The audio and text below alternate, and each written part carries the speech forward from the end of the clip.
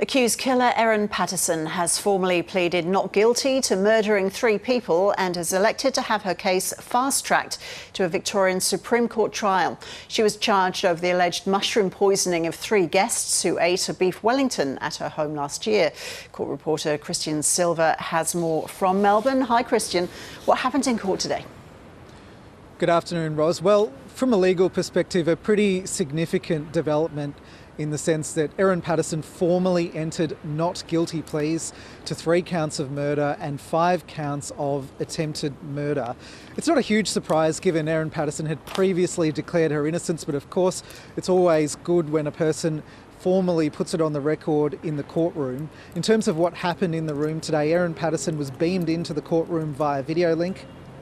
And the magistrate actually went through each of the charges and asked her to formally declare her position, and to each of those she said, "Not guilty, Your Honour." In terms of the background to this story, I'm sure many people know it all centres on this lunch which happened at Erin Patterson's house in July last year.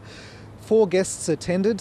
They were extended relatives of Erin Patterson's, and they ate beef Wellington which had mushrooms inside. Police alleged that those mushrooms were poisonous.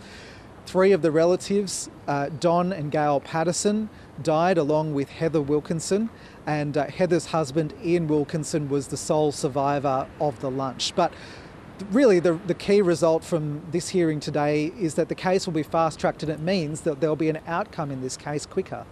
So when's the trial due to start?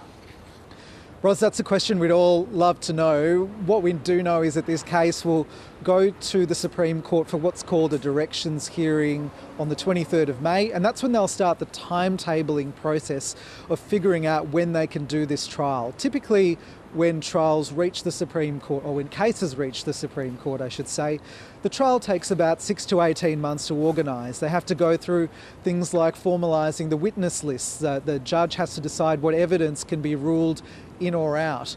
But ultimately, what this all means is that a jury, likely to be 12 people, 12 Victorian community members, will have the final say on Erin Patterson's innocence or guilt in this case. And Christian, you're also providing updates on this case on your podcast, Mushroom Case Daily. We are, Ros. The podcast, Mushroom Case Daily, it follows all the events of this case in court. We want to bring people all the updates because we know there's just huge public interest in this case. It's garnered worldwide attention. So the podcast, Mushroom Case Daily, it's on the ABC Listen app or wherever you find your podcasts. You can search it up and hit follow, and then you'll get all the updates on this case.